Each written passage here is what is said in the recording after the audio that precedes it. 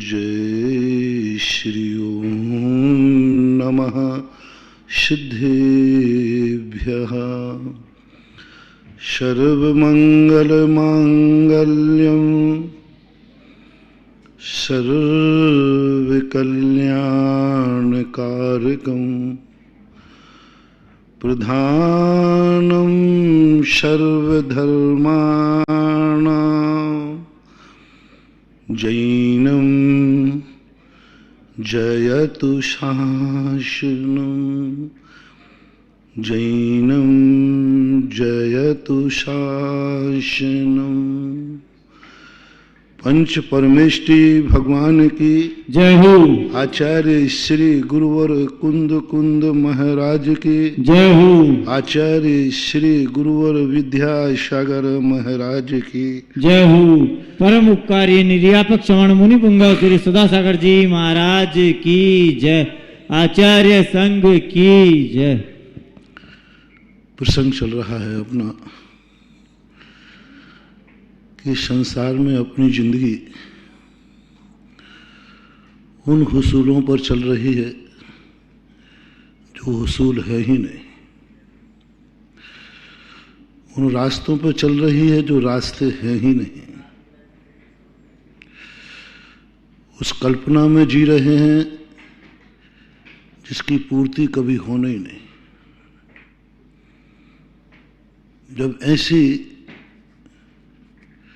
मिथक सिद्धांत जिंदगी में आ गए हों और व्यक्ति कहाँ तक अपने आप को आकाश के क्षितिज के समान जिंदगी में कुछ पा पाएगा, ये संभावना नहीं है।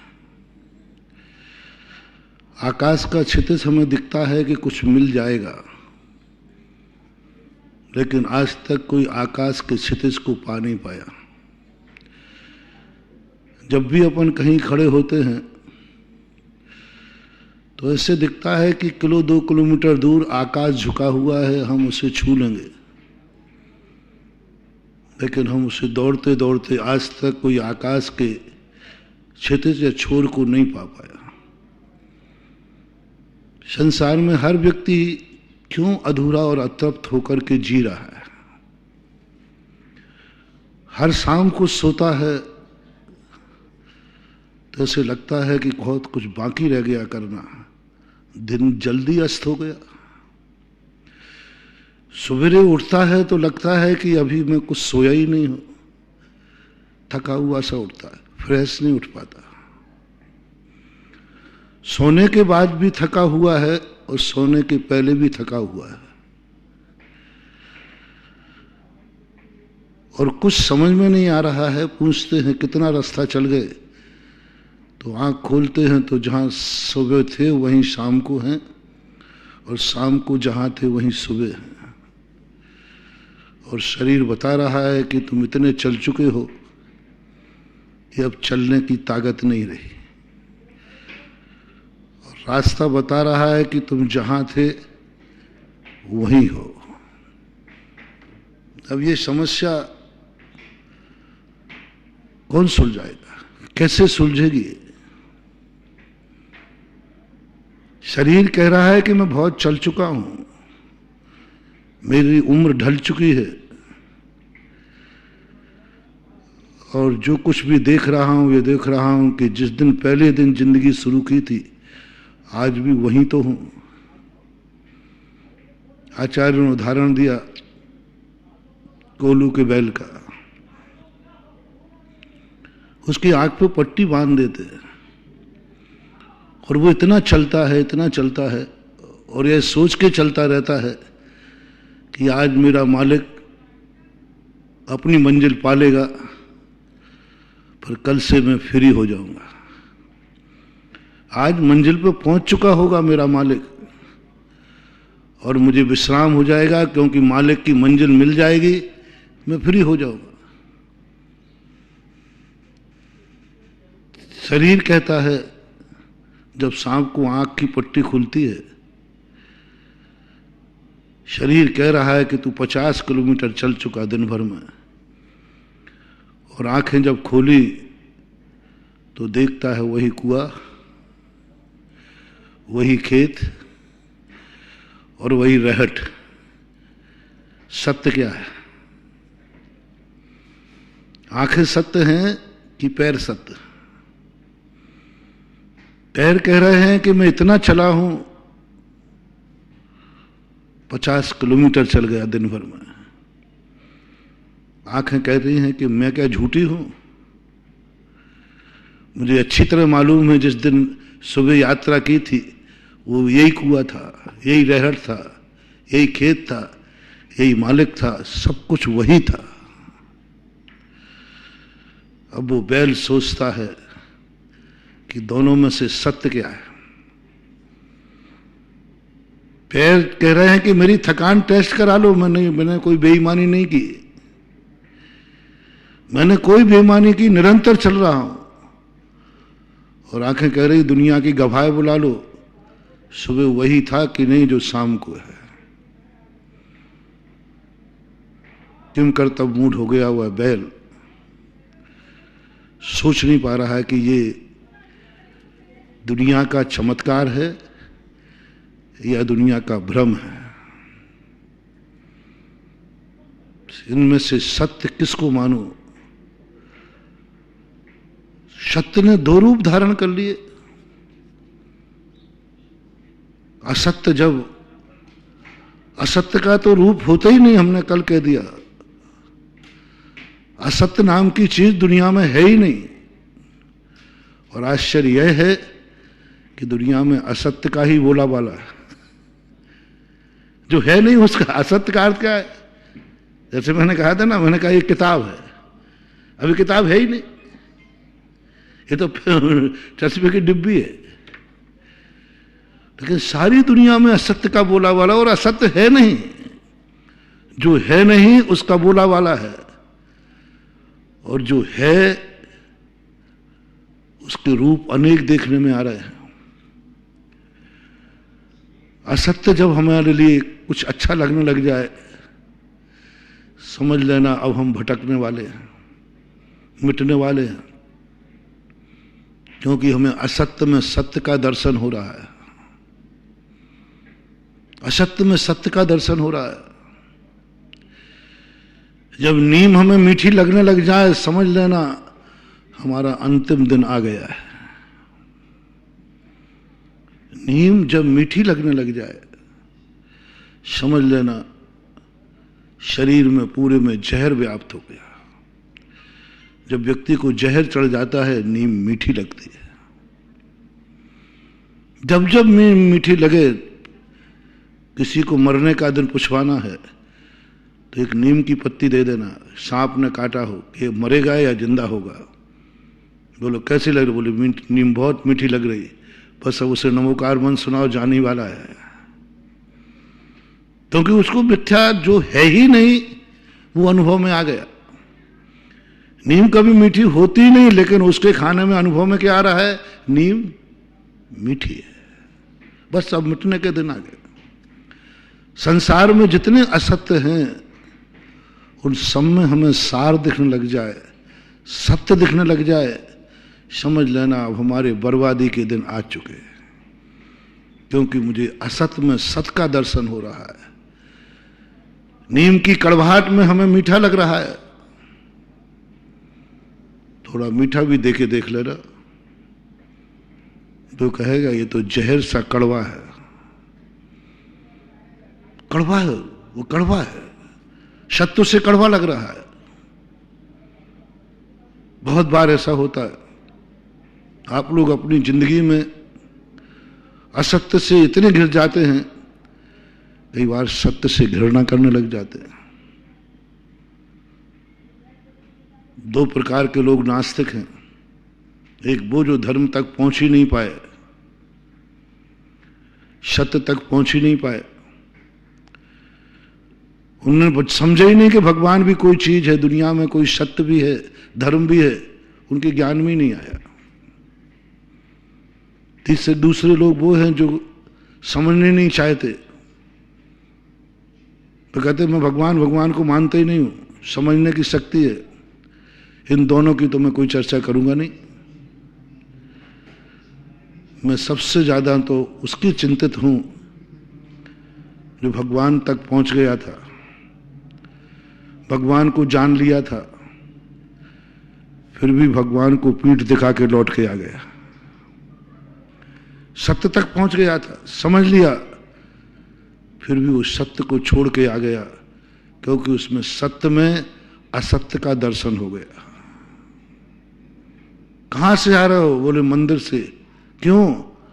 सब बेकार है, कुछ नहीं है, मुझे तो घृणा हो गई। कितने नास्तिक दुनिया से हैं जो नमोकार मंत्र की माला फेर कर फेंक दी है उन्होंने। नमोकार मंत्र की माला फेर करके फेंक दी उन्होंने, नहीं फेरना। कितने लोग हैं जिन्होंने वर्षों अभिषेक करके छोड़ दिया है, नहीं करना। कितने लोग हैं जिन्होंने देव दर्शन लेकर के नियम लेकर तोड़ दिए, नहीं करना। कितने लोग हैं जो मुनि बनकर के भ्रष्ट हो गए, नहीं बनना। कितने लोग हैं जो नियम व्रत लेकर तोड़ देते हैं, नहीं लेना। कितने लोग, कोई मन से, कोई वचन से, कोई काया से। विचार करना महानुभाव, जिस चीज को हमने ग्रहण तक हम पहुंच गए, उस सत्य तक पहुंच गए, जिसके लिए हम तड़पे थे, निगोज से लेकर के पर्यायों में तड़पे थे, वो जैन कुल कब मिलेगा मुझे? बहुत विचार किया। वो भारत देश आर्यखंड कब मिलेगा? लेकिन हम उब गए जैन कुल से। हम जैन कुल को, जिसको इतनी शक्ति के साथ मैंने पाया था, दुर्लभतम दुर्लभ, जब मिला तो हम उस जैनत्व को सुरक्षित नहीं कर पाए। मैंने अभी कहा था कुछ दिन पहले, कमाना उतना महत्वपूर्ण नहीं है जितना कि कमाई हुई वस्तु को सुरक्षित करना। बहुत सारे लोगों को देखा ना, कमाने में उनको कोई कठिनाई नहीं है, लेकिन दुकान से घर तक ले जाने में जो दूरी है वो खतरनाक है। रास्ते में बस खतरा है। दिन भर कमाने में कोई टेंशन नहीं था, यूं आ रहे थे, गिन के रखते गए। अब घर, दुकान से घर तक जाना है, घर से बैंक तक जाना है, बस यही जिंदगी का सवाल है। चोर दुकान पे नहीं आता, चोर तुम्हारी दुकानदारी में डिस्टर्ब कभी नहीं करता, वो कहता गिन ले। यदि वो ग्राहकी के बीच में आ जाए तो कोई तकलीफ नहीं, कम से कम पहला ग्राहक आवे और उसी के साथ चोर आ जाए, ज्यादा घबराने की जरूरत नहीं। कितना ले जाएगा? जितना कल का गले में पड़ा होगा, और या पहले ग्राहक ने जितना कमाया होगा। चोर बहुत होशियार होता है, जो कभी तुम्हारी बोनी नहीं बिगाड़ता। वो कभी दुकान में डिस्टर्ब नहीं करेगा। वो कहता है इसको ग्राहकी करने दो, नहीं तो शाम, वो कहता है शाम को जब दुकान बंद करेंगे उसके बाद मैं आऊंगा। अरे भाई पहले ही दिन आ जा, सुबह उठते ही तू चोर आ जा। सब सारे चोरों से अपन कहते हैं भाई देखो आपको चोरी मत करो, नहीं हम तो चोरी करेंगे। तो ठीक है, हम सब ने, व्यापारियों ने निर्णय कर लिया है कि ये चोर जैसे ही मैं दुकान खोलूं तू आ जाया कर, जो गले में मिले वो सब तेरा। चोर कहता मुझे पागल कुत्ते ने नहीं काटा, कभी दुकान पे नहीं आता। वो जिस समय व्यापार चलता है उस समय नहीं आता। वो भावना भाता है कि सेठ जी का आज ज्यादा व्यापार चले, आज सेठ जी के इतना माल बिके, इतना माल बिके कि माल ही नहीं बचे। और जब पूरा बेच करके आप घर जा रहे हो, वो कहते रास्ते में बैठा हूं मैं, प्राण ले लेता है, मार डालते हैं। कमाना इतना टेंशन का कारण नहीं था जितना सुरक्षा करना। यही सारी की सारी जिंदगी में तुमने क्या पा लिया है? तुम कुछ कितने अच्छे कुल में हुए, कितनी अच्छी जाति आई, तुमने क्या क्या पा लिया है, क्या क्या मिल गया है, ये कोई महत्वपूर्ण बात नहीं है, ये तो मिल जाता है। महत्वपूर्ण बात है, क्या हम उसको सुरक्षित कर पा रहे हैं? तुम्हें अपनी जाति पर गर्व है कि मैं जैन हूं, कभी सोचा कि जैनत्व की रक्षा हो रही है क्या मेरे से? मेरा कुल बहुत ऊंचा है, क्या उस कुल की रक्षा कर पा रहे हो मन वचन काय से? तुम्हें गर्व है कि हमें जिनेंद्र भगवान मिला, मैंने जिनेंद्र भगवान को पहचान पा लिया है, क्या यह सुरक्षित कर पाओगे? सुरक्षित कर पाओगे? बहुत कठिन है। प्रकृति ने तुम्हें जैन कुल दे दिया, जैन माता पिता दे दिए, और माता पिता ने पुरुषार्थ करके तुम्हें मंदिर के दरवाजे तक ले गए, लेकिन तुम मंदिर से लौट के आ गए। बोले अब नहीं जाऊंगा। बोले क्यों? घृणा हो गई, घृणा हो गई। समझ में नहीं आया वो बात अलग है, मुझे समझ में नहीं आता ये धर्म क्या है। घृणा उसको होती है जो समझदार होता है, ना समझ को घृणा नहीं होती। ना समझ कहता मुझे समझ में नहीं आता कि भगवान है कि नहीं, ये गुरु है कि नहीं, ये नमोकार मंत्र कुछ है कि नहीं, वो ना समझ है। ना वह समझ व्यक्ति का ज्यादा खतरा नहीं है, वो समझता ही नहीं। लेकिन जब घृणा होती है वो समझता है, जानता है। किससे घृणा हो गई? भगवान से, मंदिर से, पूजा से, धर्म से, व्रत से, नियम से। इसका अर्थ है वो नियम जानता है तभी तो घृणा करेगा। जानता नहीं होता तो कहता साहब ना तो मुझे घृणा है ना अच्छा है, मैं जानता ही नहीं। इसने तो क्या बोला, उस व्यक्ति से मुझे घृणा है, यानी वो उस व्यक्ति को जानता है। और नहीं जानता तो कहते भाई ये व्यक्ति कौन है? साहब मैं जानते ही नहीं कौन है। तो इसके प्रति आपका राग द्वेष, जानते ही नहीं तो राग द्वेष का सवाल ही नहीं। लेकिन जिस व्यक्ति ने कहा कि मुझे इस व्यक्ति से घृणा है, इसका अर्थ है कि पूरी कुंडली उसकी जानता है, सब कुछ जानता है। जानने के बाद छोड़ रहा है। सबसे ज्यादा दुनिया में खतरनाक वो व्यक्ति हैं जो संयम से ऊब चुके हैं, धर्म से ऊब चुके हैं, क्रियाओं के प्रति जिनके अरुचि भाव आ रहा है, सुरक्षित नहीं कर पा रहे हैं। महत्वपूर्ण महानुभाव जो आज जैन कुल में जन्म चुके हैं, जो आज जिस पोजीशन में हैं, वे आगे बढ़ने की चेष्टा नहीं करें, क्योंकि आगे तुम्हारे सारे रास्ते बंद हैं। आज इस पंचम काल में जिनेंद्र बनने का रास्ता बंद है, बस जैन बन सकते हो। दो रास्ते हैं, जैन और जिनेंद्र। जिनेंद्र बनने का रास्ता बंद है। मैं पहले प्रवचन 2 दिन पहले दे चुका हूं। लाख उपाय करें, कितना भी करो, कोई आज जिनेंद्र नहीं बन पाएगा। हम मुनि महाराज भी। तो कुंद कुंद भगवान कहते हैं अब क्या करना है? बोले इस पंचम काल का सबसे बड़ा कार्य करना है। जो जैन बन गया वो पंचम काल को जीत लिया। जिनेंद्र नहीं, जिनेंद्र बन गया वो चौथे काल को जीत लिया। पंचम काल में जो जैन बन गया, तो मैं आपसे पूछता हूं आप जैन हो कि नहीं? कुंद कुंद भगवान से हमने कहा भगवान फिर पुरुषार्थ में क्या करूं? मैं तो जिनेंद्र बनने की होड़ में लगा था, मैं तो जिनेंद्र बनने की तैयारी कर रहा था, मैं तो जिनेंद्र बनने के लिए तैयार हूं। आज नहीं बनोगे जिनेंद्र। घोषणा है स्पष्ट। जिसके लिए मैंने तैयारी की उसके लिए उन्होंने मना दिया तुम्हारे जिनेंद्र नहीं बन पाओगे, तुम बनना ही नहीं, स्टे ऑर्डर आ गया हो।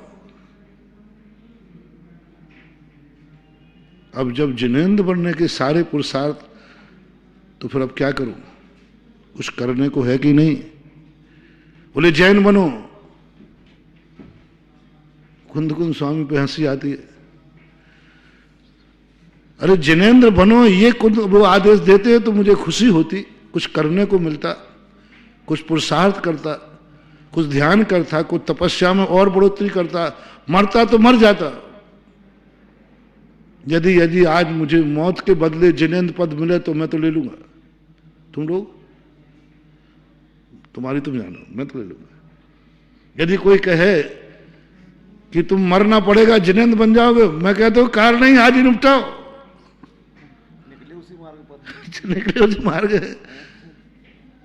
अमृतचंद सूरी महाराज कहते हैं, यदि ऐसी कहीं से आवाज आ जाए, मृत्वा अपि कृत्वा, मर करके भी मुझे निज आत्मा की अनुभूति होती है, तो कोई फर्क नहीं पड़ता, मरना तो है ही, बदले में क्या मिल रहा है? मर जा पर तू निजानुभव कर, घड़ी घड़ी मत रच तन में। पद्यानुवाद पूज्यवर का है, इसी की कलसा का है। मृत्वापि कृत्वा, मिले ना तब। एक बार मैंने गौशाला के ऊपर कहा था, 400 बछड़े पकड़े थे सीकर के अंदर, 98 की बात है। मैंने कसाईयों से कहा, कसाईयों, एक छोटे छोटे बछड़े थे, कुछ तो जन्म देने वाले थे, गर्भवती गायें थी, उनके छोटे छोटे बच्चे देखकर कहा, मैंने कहा, एक कसाईयों, यदि मेरी गर्दन काटने से तुम आज के बाद गाय को काटना बंद करते हो तो मैं तैयार हूं, मैं तैयार हूं, पर आज के बाद फिर गाय नहीं कटना। तो कसाई कहते का, बाबा जी आप भी कटवा लो, गाय तो कटेगी। तो फिर मैंने सोचा अपनी बचा लो। अपनी गर्दन देने पर यदि किसी की गर्दन बचती है तो अभाग्य, धन भाग्य है हमारे कि हमारी गर्दन कटने पर कितने पशु बच जाएंगे। क्या फर्क पड़ता है अपन को? एक दिन बाद मरना, एक दिन पहले मरना, क्या फर्क पड़ना? अपन तो सारी तैयारी की बैठे ही है मृत्यु महोत्सव की। लाखों वर्षों तक जीऊं या मृत्यु आज ही आज। सवाल है कि असाधुओं को बचा के जीऊं, मरूंगा, लाखों को जीवन दान दे के मरूंगा, अभाग्य। लेकिन सामने वाले की आवाज आ गई, आपकी गर्दन कटने से कुछ नहीं होने वाला, गाय तो काटते थे, काटते रहेंगे। तो फिर मन ने कहा, अपनी बचा ले, फिर तो गाय को भी फालतू में कटवाता है। तो यही स्थिति है कि हमें तो जिनेंद्र बनने का पुरुषार्थ बताओ, मरना पड़े मरूंगा, जो करना पड़े सब कर लूंगा, मुझे जिनेंद्र बनना है। तू मर भी जाए तो जिनेंद्र नहीं बन पाएगा। तू मर जा, कहते ना अपन, तुम मर जाओ तो भी तुम ये कार्य नहीं कर पाओगे। कुंदकुंद स्वामी ने कह दिया, तू मर भी जाएगा तो जिनेंद्र नहीं बनेगा। पुरुषार्थ ठंडा हो गया, कुछ नहीं करना। क्या करना? जैन बनो, जैन। तो कुंदकुंद स्वामी पर मुझे हंसी आती है, जैन बनो, जैन। अरे जैन तो मैं हूं, जैन तो मैं हूं। मुझे तो आज तक जितने दिन भी जब भी अनुभव किया मैं कौन हूं, तुम तो हमेशा यही आता है मैं जैन हूं। तुम लोगों को क्या आता है? बोलो भाई, पक्का? यदि कोई तुमसे अजैन कहे तो तुमसे कहे, अरे अजैन साहब यहां आओ, तुम सुनोगे? और कोई जैन कह देवे तो? जैन में हूं, अनुभव में है, द्रव्य में है, गुण में है, पर्याय में है। भगवान क्या बात पुरुषार्थ बता रहे हो आप? मैं जैन हूं, मैं और तो और मैं जैनत्व का पालन कर रहा हूं, यह भी अनुभव में आ रहा है। दावे के साथ कुंदकुंद स्वामी से कहा, बताओ भगवान कौन सा जैन बनने का लक्षण है जो मेरे में नहीं है? आप मुझे पहचान नहीं पा रहे। आप कह रहे जैन बनो, जैन बनो। आपके जैन की परिभाषा क्या है? तो उन्होंने परिभाषा रख दी, ये पकड़ो मूलाचार, जैन ऐसा होता है। मैंने की परीक्षा ले लो, 100/100 नंबर आएंगे। विद्यासागर का चेला हूं, सच्चा गुरु है, सच्चा चेला है। गुरु सच्चा हो तो चेला सच्चा होता ही है। आप तो देख लीजिए, जैन हूं और जो जो जैनत्व के लक्षण हैं उन सबका जीवन भर पालन करने का नियम लिया है, और आप कह रहे जैन बनो। हाँ, कोई जरूरी डरना नहीं, जो मैं हूं तो अपन। अब भगवान कुंद स्वामी कहते तू जैन नहीं है, जैन बन, तो ऐसे संकोच करना भी नहीं। भगवान से कहना, भगवान थोड़ा गौर से जांचो, काफी रीचेकिंग कराऊंगा। साहब गुरुजी ने फेल कर दिया तो अच्छे विद्यार्थी चुप नहीं बैठते। नंबर कम आते ना, उन्हें अच्छा लिखा हो ना, और नंबर कम आए तो वो ये बैठ के नहीं बैठते, अब ठीक है मास्टर साहब ने सही जांचा होगा, सही जांचा। वो कहते कैसे जांचा? फाइट, गुरु को रीचेकिंग, रिटोटलिंग, रीचेकिंग कीजिए आप। अरे मैं तेरा गुरु हूं, मेरे पे संदेह कर रहा है। साहब गुरु का सवाल नहीं, मैंने भी साल भर मक्खियां नहीं भगाई हैं। गुरुजी आप झूठे हो सकते हो, मेरी लिखाई झूठी नहीं हो सकती। तो मेरा टोटल झूठा होगा, जिसने मैंने पढ़ाया बोले चूक सकते साहब, आप चूक रहे हैं कहीं ना कहीं, आप चूक सकते हैं गुरुदेव। टोटल कीजिए फिर से, कौन किसको चुनौती दे रहा है? विद्यार्थी गुरु को चुनौती दे रहा है। बोले गुरुजी आप चूक सकते हैं, लेकिन मेरा दावा है मैंने जो लिखा है वो गलत नहीं हो सकता, गलत नहीं हो सकता।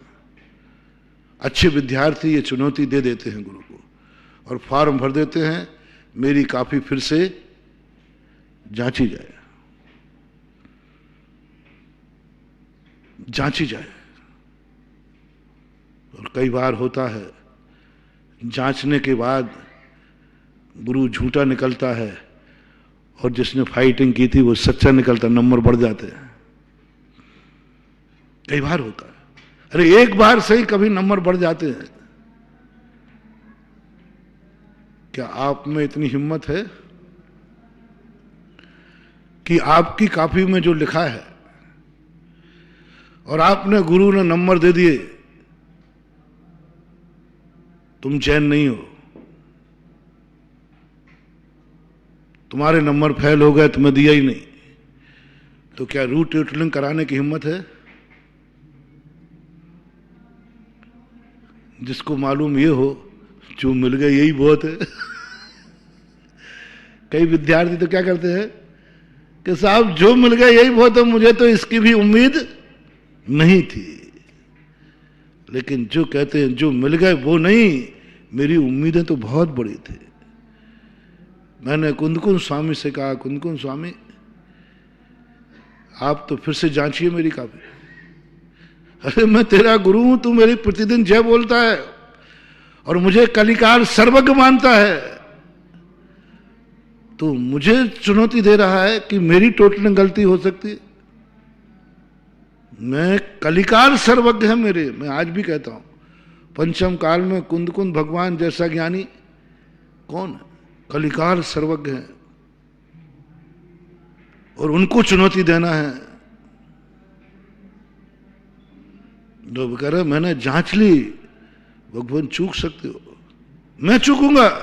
हाँ, आपने समय सार में कहा है चुक्ति गज छलबना खेतव्य।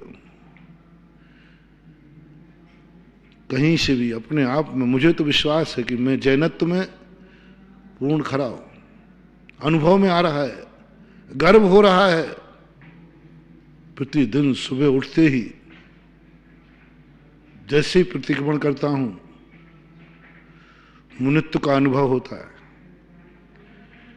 यदि मुनित्व का अनुभव नहीं हुआ तो क्यों प्रतिक्रमण करूंगा?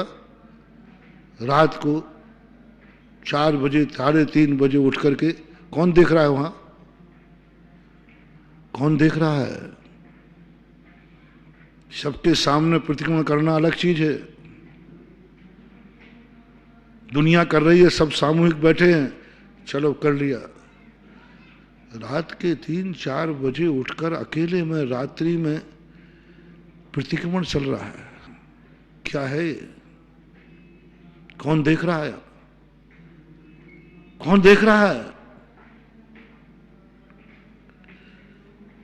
एकांत में भी हमारी दशा वही बन जाए, वही सत्य है महानुभाव।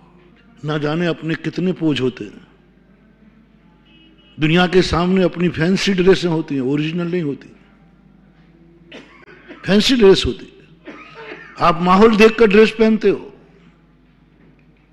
आप हमेशा एक सी ड्रेस नहीं पहनते। आपकी ड्रेसें कैसी होती हैं? माहौल देख करके। बारात में जाना है तो वो सूट अलग निकलेगा, है ना? हम मर्द सूट अलग होगा, है? रात का सूट अलग होगा, दिन का अलग होगा, सब सूट अलग अलग हैं। आपकी क्वालिटी डली हुई है, आपकी फैंसी ड्रेस है, कौन सा माहौल है? महावीर ने सबसे पहले हम मुनि महाराज को कहा, तुम माहौल देखकर ड्रेस नहीं बदलोगे, माहौल देखकर दर्पण। यदि तुम घर में रहो तो कितने बार दर्पण देखोगे? एक आध बार देख लिया, और बाहर 10 बार जाना है तो? महावीर ने दर्पण अलग कर दिया। दर्पण में नहीं, सदा स्वच्छ रखो अपना चेहरा। सुबह उठे हो, आज तक देखो कभी दर्पण नहीं देखा। सुबह उठते हो, आप लोग भी उठते हो, मैं भी उठता हूं, सोता हूं, मैं भी सोता हूं, ऐसे थोड़ी कि मैं नहीं सोता हूं, मैं भी सोता हूं, नींद भी आती है। सुबह उठ करके मेरा चेहरा कैसा लगता है आप लोगों को? अभी भी मैंने चेहरा धोया नहीं भाई, देखना, अभी मैंने चेहरा धोया नहीं, आप बिल्कुल देख लीजिए। तुम लोग तो सब धो के आए होगे, मैंने अभी चेहरा नहीं धोया, पानी भी नहीं लगाया, अभी पानी को मैंने छुआ ही नहीं है, शुद्धि पे भी नहीं गया कि तुम्हें कैसा लग रहा है? भूत सा तो नहीं लग रहा हूं? और तुम सो के उठो और जिस दिन दर्पण नहीं मिले तुम्हें, ओके बाहर बियाई जी आए हैं, तुम्हें अपना चेहरा भूत ही भूत दिखेगा। अभी रुको तो सही, थोड़ा है या नहीं है पता नहीं, तुम्हें कैसा लगेगा? नहीं, पहले चेहरा देख लूं, भूत लग रहा हूं, मुंह तो धो लूं थोड़ा। मुंह धोना क्यों बता रहा है? चोर की दाढ़ी में तिनका, कहीं ना कहीं से गंदगी आ गई है चेहरे पर, गंदगी, भय लगेगा, डर लगेगा, चेहरा साफ कर लूं, देख लूं, कुछ नहीं मिलेगा तो कपड़े से तो रुमाल से तो पहुंच ही लोगे ना। महावीर ने कहा मुनि से, दर्पण नहीं मिलेगा। सवेरे उठते ही दरवाजे पर हजारों लोग तेरा चेहरा देखने खड़े हैं, देख ले चेहरा कैसा है, तो दर्पण तो दो, बिना दर्पण के बता तेरा चेहरा कैसा है। आज तक मन में भाव नहीं आया कि सुबह उठते ही सब लोग दर्शन करेंगे तो थोड़ा चेहरे पे हाथ तो फेर लो, ऐसा जैसा उठता हूं वैसा तुम देखते हो, वैसे ही हूं जो कहते हो। शाम के चेहरे में सुबह के चेहरे के साधु में अंतर बता देना। परिणाम भी नहीं आया, भाव भी नहीं आया कि मेरा चेहरा भी गंदा हो सकता है। क्यों? ये विल पावर कहां से आ गया? आत्मा से। मैंने कुछ गंदा किया ही नहीं तो गंदा होगा कैसे? मैंने गंदा कुछ किया ही नहीं, मेरा गंदा होगा कैसे? ना मेरा मन गंदा रहा, ना वचन गंदा कहा, ना काय गंदा रही, कुछ हुआ ही नहीं गंदा। मुंह से कैसे दुर्गंध आएगी? क्योंकि मैंने कुछ गंदा खाया ही नहीं। जो खाया था शुद्ध खाया था, साफ कर लिया था, अब कुछ खाया ही नहीं। गंदगी जब भी हमारे चारों तरफ घूमती है, मन चोर हो जाता है। जो गंदा करते ही नहीं उसको काय का चोर। तो अकेले में जब उठता है साधु, मुनित्व पने का अनुभव, सुबह उठते ही अकेले में, रात्रि में प्रतिक्रमण कर रहा है, जीवे प्रमाद जनिता प्रसला प्रदोषा पापेश आदि जो भी जो प्रतिक्रमण करते हैं अकेले में कर रहा है, कायेश्वर कर रहा है। ये जैनत्व का पेपर है, दुनिया के सामने का नहीं कह रहा हूं मैं, दिन के प्रतिक्रमण की बात नहीं कर रहा हूं। दिन में तो आप लोग देख रहे हो, प्रतिक्रमण समय होते ही बैठना पड़ता है, नहीं आप लोग भी जानते हो महाराज जी प्रतिक्रमण का समय हुआ, आप प्रतिक्रमण को नहीं बैठ रहे। अरे ये लोग पकड़ लेंगे हमें कि महाराज आप तुम लोग बहुत ज्ञानी हो, हमारी चर्या तुम लोग सब मालूम है। आजकल के श्रावक तो इतने ऊंचे हो गए हैं कि मुनिराज की आवश्यक मालूम नहीं है, श्रावक को मालूम है। और सबसे ज्यादा मुनिचर्या को वो जानते हैं जो मुनियों को मानते नहीं है। सबसे ज्यादा मैंने देखा उनको, आप लोग नहीं जानते, आप लोग तो भगत लोग अंधे हो, सब अंधे हो। जो मुनियों को मानते नहीं है वे कभी मुनि बनेंगे नहीं। मुनिचर्या से जिनको घृणा है, चारित्र से जिनको घृणा है, चारस से जिनको घृणा है, त्याग से जिनको घृणा है, मुनि धर्म से घृणा है, उनको पूरी मुनिचर्या कंठस्थ होती है।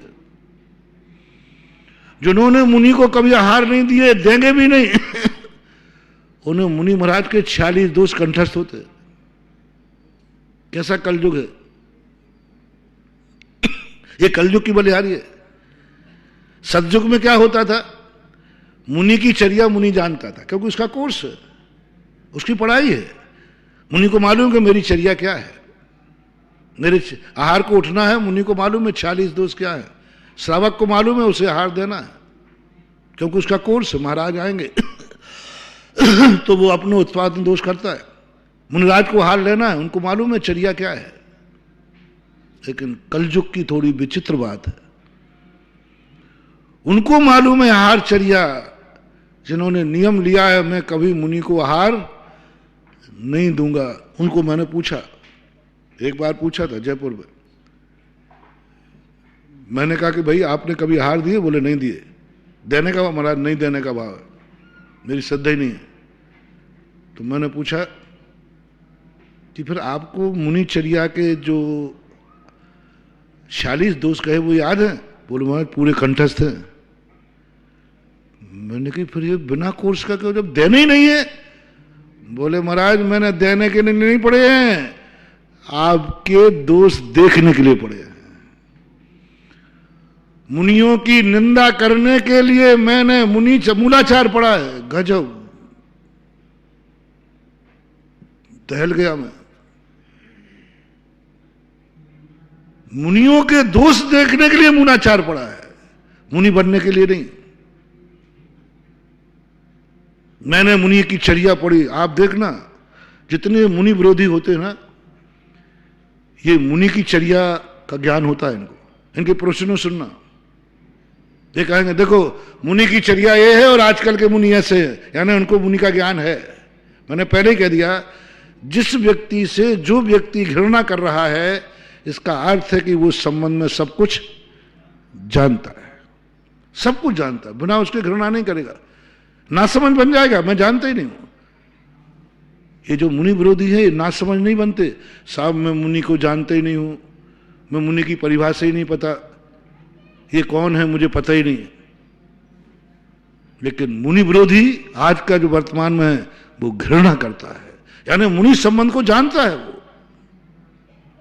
ये है अनंत संसारी, ये है महापापी, ये है मिथ्यात्वी जीव।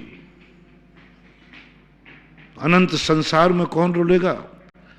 सबसे ज्यादा निधत्त निकाचित कर्म ज्ञानावरणी कर्म का बंध किसको होगा?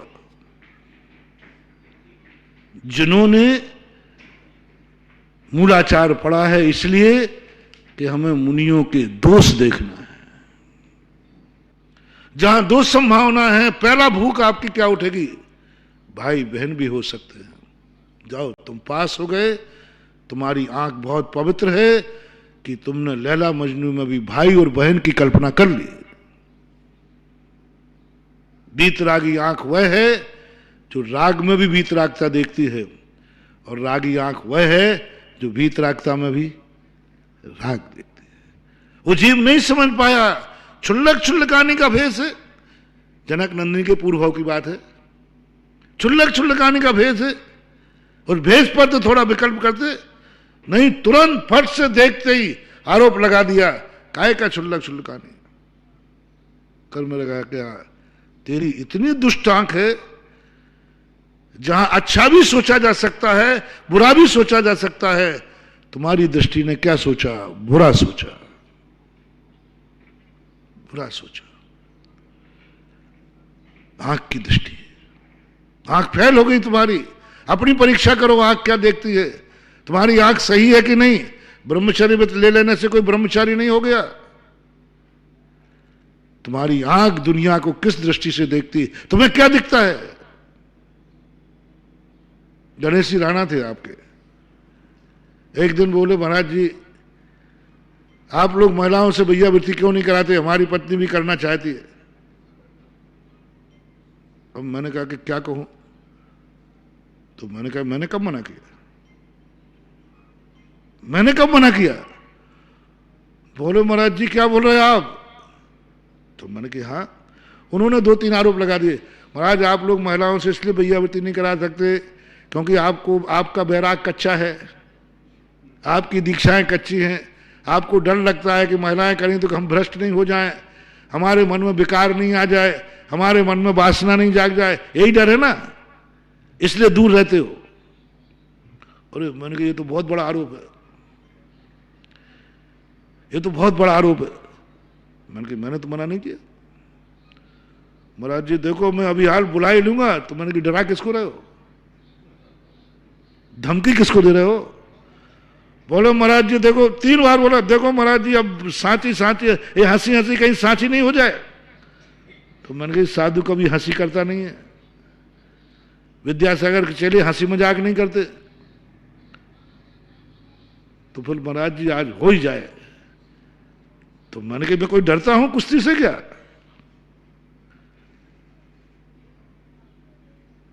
फिर मैंने कहा एक बात सुन जाओ, पहले मेरे प्रश्न का भी जवाब दो। आप मेरे कमरे में भैया वृत्ति करने आते हो शाम को 8 बजे, 9 बजे, 10 बजे, कितनी बजे, अकेले भी आते हो क्या। बोले आता हूं। और अकेले बाहर निकलते हो। बोले निकलता हूं। यदि कोई मेरे कमरे से, जब भेदभाव ही नहीं करना है, स्त्री पुरुष में भेद क्या, उनका कहना था स्त्री पुरुष में भेद क्यों करते हो, ये भेद ठीक नहीं है, सबको बराबर दृष्टि से देखो। आपकी दृष्टि में स्त्री पुरुष अलग अलग क्यों। मैंने कहा मेरी दृष्टि में तो नहीं है, मैं तो सदा स्त्री पुरुष को एक रूप देखता हूं, मेरे मन में तो कभी कोई भाव आता नहीं। मैंने कहा आप बताया, सबसे पूछ रहा हूं, हमारे कमरे में से रात के 10 बजे कोई अकेला पुरुष भैया वृत्ति करके निकल सकता है कि नहीं। पुरुष निकलते। अब किसी रात्रि में भेद नहीं करना पड़ा, क्योंकि पुरुष आ सकता है अकेले में। तो एक स्त्री महाराज के कमरे में से 10 बजे अकेली निकली और तुम बाहर बैठे थे, जल्दी बोल दो, अब झूठ बोले कौआ काट, बोलो ना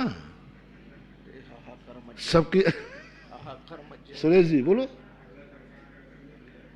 तुम निकलते जाओ, तुम्हें कोई पाबंदी नहीं है। बोलो दृष्टि हमारी खराब है कि तुम्हारी खराब है। कहां हो जाएगा। तुम जिस पोजीशन में बैठे हो, बैठे पैर दबाते रहते हो, और अकेले भी बैठे बैठे दबाते रहते हो। और काश कोई महिला बच्ची आके दबाने लग जाए और कोई अनजाने व्यक्ति आ जाए तो क्या समझेंगे, ये महाराज है कि ये यासी हो रही है। मैंने कि महावीर ने अपने शिष्यों पर संदेह नहीं किया है, दुनिया की इस बुरी दृष्टि से बचाया है कि दुनिया 99% कितनी सफाई देवे साधु, हारिका माता भी क्यों ना हो, चलो महाराज छोड़ दो।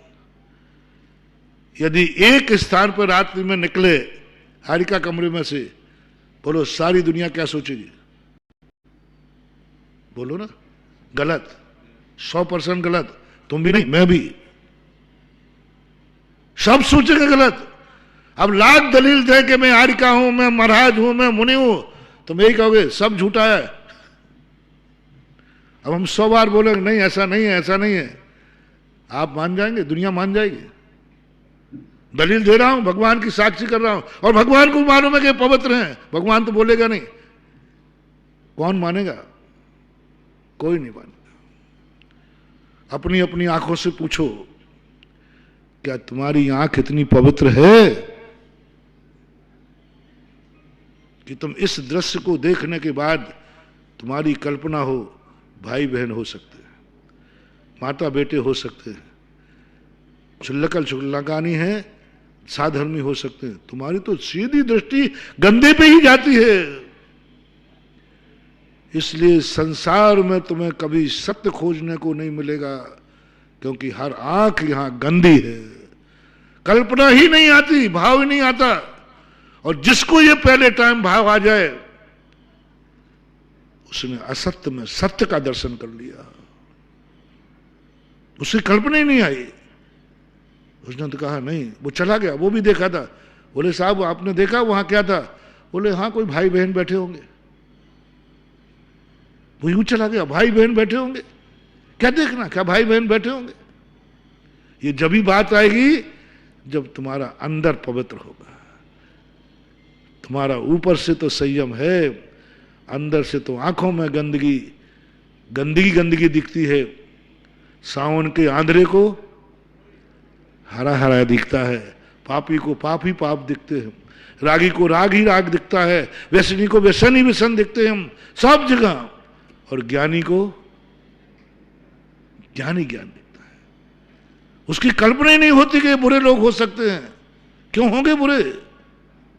क्योंकि वो खुद बुरा नहीं है, खुद को अच्छा मानता है।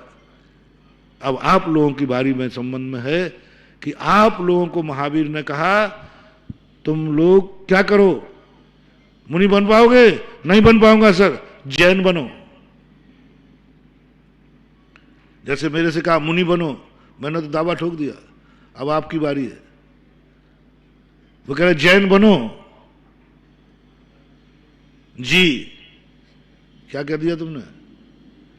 इसका अर्थ तुम जैन नहीं हो। गुरु बहुत होशियारी से पूछते हैं, उन्होंने कहा जैन बनो। यदि मैं कह देता, गुरु ने कहा मुनि बनो, जी कुंद ये अभी मुनि नहीं है। हमने पूछा तुम जैन बनो, तुमने कहा जी, इसका अर्थ है आप जैन नहीं हो। दावा ठोक सकते हो, कह सकते हो गुरुदेव आपने कहा जैन बनो, जैन तो मैं हूं, मैं जैन हूं। आप परीक्षा कर लीजिए, आप किताब बता दीजिए जैन की परिभाषा क्या है। जैन की परिभाषा क्या है? जैन का घर कैसा होना चाहिए, जैन का आहार कैसा होना चाहिए, जैन की आंखें कैसी होना चाहिए, जैन का कान कैसा होना चाहिए, जैन का परिवार कैसा होना चाहिए, जैन का व्यापार कैसा होना चाहिए, आप बता दीजिए और देख लीजिए। आपकी जैन की किताब बता दीजिए, कौन सी ला की किताब है? क्योंकि मैं 24 घंटे जैनत्व का अनुभव करता हूं। जैसे मैंने कहा, आपको कब कब जैनत्व का अनुभव होता है? सुबह उठते ही आपको क्या अनुभव हुआ? जैसे मैंने कहा ना, सुबह उठते मुझे जैनत्व का अनुभव हुआ क्योंकि मैंने प्रतिक्रमण किया, मुनित्व का अनुभव। आप सुबह उठते ही आपको जैनत्व का अनुभव होता है? मुंह धोने का भाव आया, ये जैनत्व का अनुभव नहीं है। फ्रेश होने का भाव आया, जैनत्व का अनुभव नहीं है। सुबह उठते ही आपको अनुभव में क्या आया? जैनत्व अनुभव। मैं जैन हूं, मुझे नमोकार मंत्र पढ़ना है। उठते ही आपको नमोकार मंत्र ध्यान आ गया। नहीं, मैं नमोकार मंत्र प्रभु का नाम लिए, आपको जैनत्व का अनुभव होगा क्योंकि मैं जैन हूं। आप बाथरूम में जा रहे हैं, किस लिए जा रहे हो? नहाने के लिए, अजैन हो। फ्रेश होने के लिए, अजैन हो। आपको जैनत्व का अनुभव हुआ? मैं बाथरूम में जा रहा हूं क्योंकि मैं जैन हूं। तो जैन से वो बाथरूम का संबंध क्या है? बाथरूम तो सभी जाते हैं, बोले नहीं, मैं जैन बाथरूम जा रहा हूं क्योंकि मैं जैन हूं। अभिषेक बिना नहाए नहीं किया जाता, मैं जैन हूं। मुझे अभिषेक की अनुभूति। बाथरूम में जा रहे हो और लक्ष्य क्या है? नहा किस लिए रहे हो? अभिषेक के लिए नहा रहे हैं। नहाएगा दोनों, एक सामान्य व्यक्ति नहा रहा है, लेकिन एक फ्रेश होने के लिए नहा रहा है और एक अभिषेक के लिए नहा रहा है। नहाते समय आपको जैनत्व का अनुभव। भोजन करने बैठे, सभी भोजन करते हैं, क्या भोजन में है? जैनत्व का अनुभव। मैं जैन हूं, ये चीज नहीं खाता हूं। भोजन करते समय आपको थाली में ध्यान आया, देखने का भाव आया, हटाने का नहीं। नहीं, ये चीज तो मैं नहीं खाऊंगा, मैं तो जैन हूं। किसी ने कहा भोजन कर लो, शाम को भूख लगी है, घड़ी देखी आपने, जैनत्व का अनुभव। अब देखिए, शाम को भूख लगी, सामने भोजन वाले ने कहा भोजन कर लीजिए, घड़ी का देखने का भाव आया। जैसे हमें किसका भाव आया था अभी? हमें यहां से उठना है तो उठ के जाओ ना।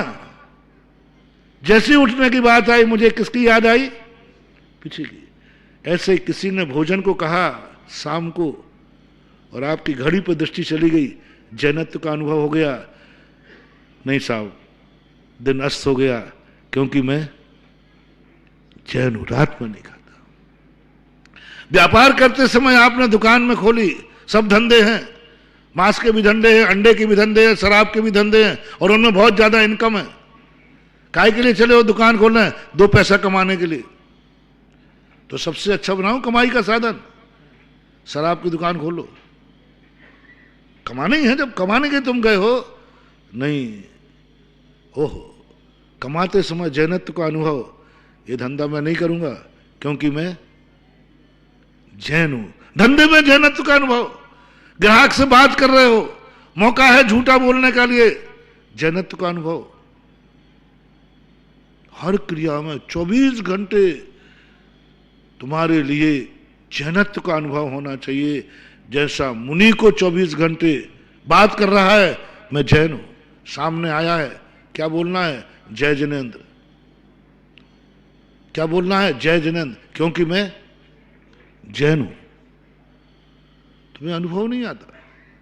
तुम्हें किसका सलाम आदा, सलाम आदा, किसका नमस्कार नमस्कार, तुम भूल गए तुम कौन हो।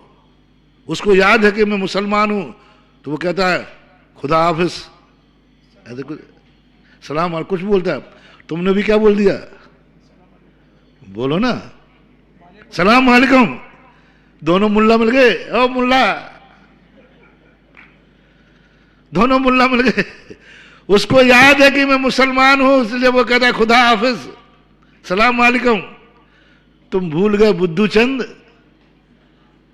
तुम्हें क्या कहना चाहिए? वो बोलेगा, उसकी गलती नहीं है। उसको मालूम है कि मुसलमान हूं, मुझे खुदा हाफिज बोलना है। तुम भूल गए कि मैं जैन हूं, मुझे जिनेंद्र बोलना है। और उस समय तुम्हारे मन में आ जाएगा तो वो अपने देवता का नाम लेगा, जय जिनेंद्र साहब, खान साहब जय जिनेंद्र। तुम्हें जैनत्व का अनुभव हो गया। अब तुम खान से चर्चा कर रहे हो और महावीर की डायरी में तुम्हारा जैन में नाम लिखा जा रहा है, क्योंकि इसने याद रखा जय जिनेंद्र। हर क्रिया में यही। आप मोबाइल बजाते हैं, कोई भी मेरा मोबाइल सुने, नमोकार मन सुनेगा, क्योंकि ये किसका मोबाइल है? हैं? किसका मोबाइल है? अरे भाई, मोबाइल का त्याग करो या नहीं करो, कम से कम एक तो बना लो कि कोई जब सुने लगता है ये जैन का मोबाइल है। और जैन के मोबाइल में क्या होगा? जब भी घंटी बजाए नमो हरिहंताणो, तो भी तुम्हारी न जा, क्योंकि मैं जैन हूं और दुनिया जाने कि ये जैन का मोबाइल है, क्योंकि जैन के मोबाइल से नमोकार मंत्र की ध्वनि आती है। तुम्हारे घर के दरवाजे, मकान बना है, कैसे माने कि ये मकान मेरा है, जैन का है? बाहर जय जिनेंद्र लिखा है। समय आपका हो गया। सारांश से हमें अनुभव करके दिखाना है जो मैं हूं। फिर अपन कुंदकुंद स्वामी से कह सकते हैं भगवान जैन तो मैं हूं। फिर जैन भगवान भी तुमसे ही कहेगा, फिर जैनत्व की रक्षा करो। महावीर भगवान की जय।